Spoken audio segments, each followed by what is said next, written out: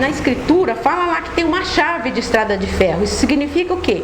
Que o trilho do trem estava lá em cima já tinha uma chave, porque já estava se utilizando, já estava se montando o trilho, né?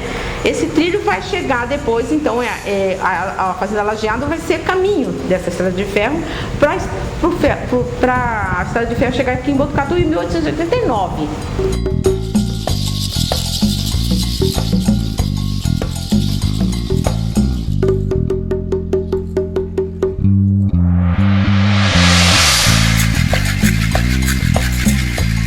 A mão de obra escrava foi substituída com a chegada de imigrantes de várias regiões do mundo. Italianos, espanhóis e até japoneses formavam colônias para trabalhar na lavoura durante a safra do café. O Lajeado tinha muitas colônias, a maioria hoje não existe mais sinal delas.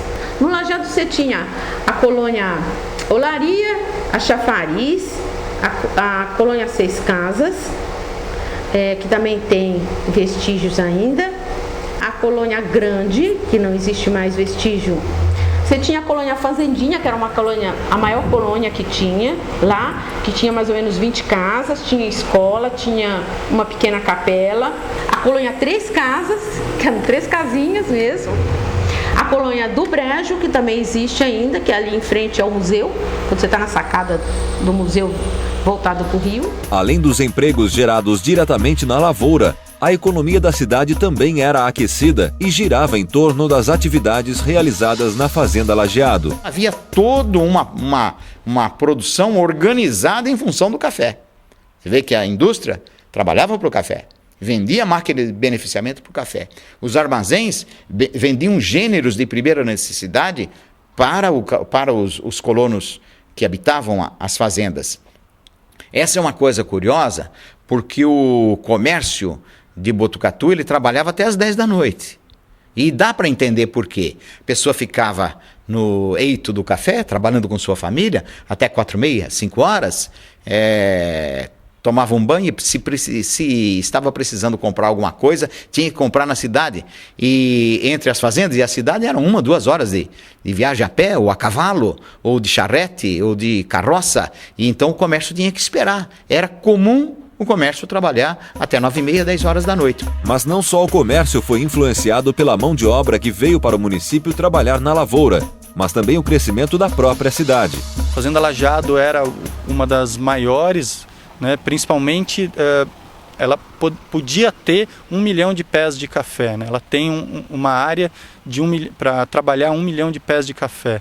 Em 1920, quando é feito um levantamento e é publicado numa revista, um almanaque de Botucatu, o João Batista da Rocha Conceição, ele tinha plantados aqui nesta unidade quase 1 milhão de pés de cafés produzidos na Fazenda Lajeado e Edgária, né?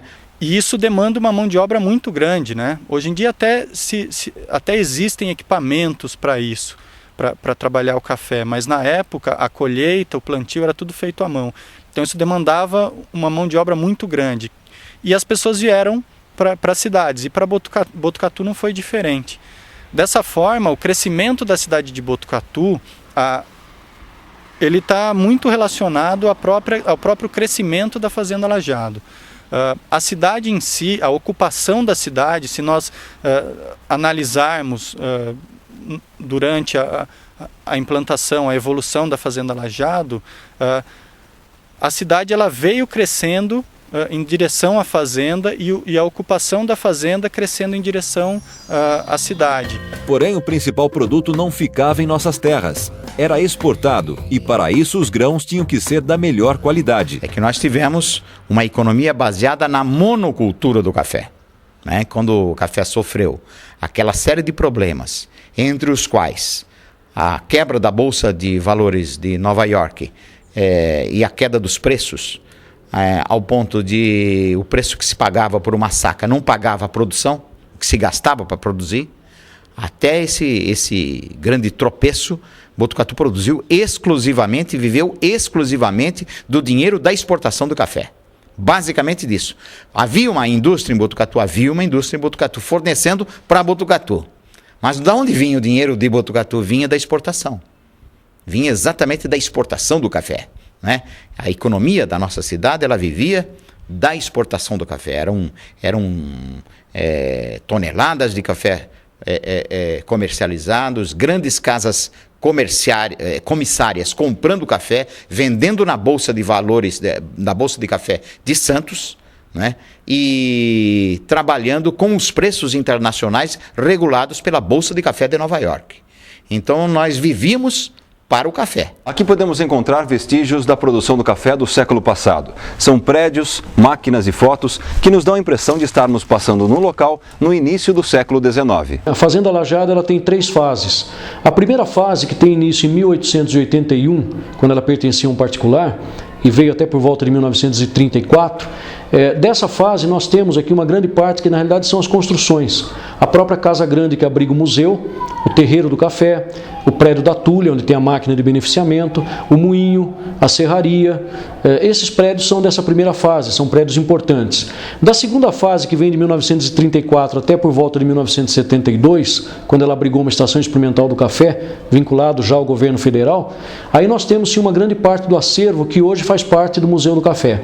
Então são móveis, são objetos, são equipamentos que estão guardados até hoje e que pertencem a essa segunda fase da Fazenda Lajeado. E a terceira fase vem de 1972 até hoje, quando ela está sendo utilizada pela Universidade Estadual Paulista e é sede da Faculdade de Ciências Agronômicas.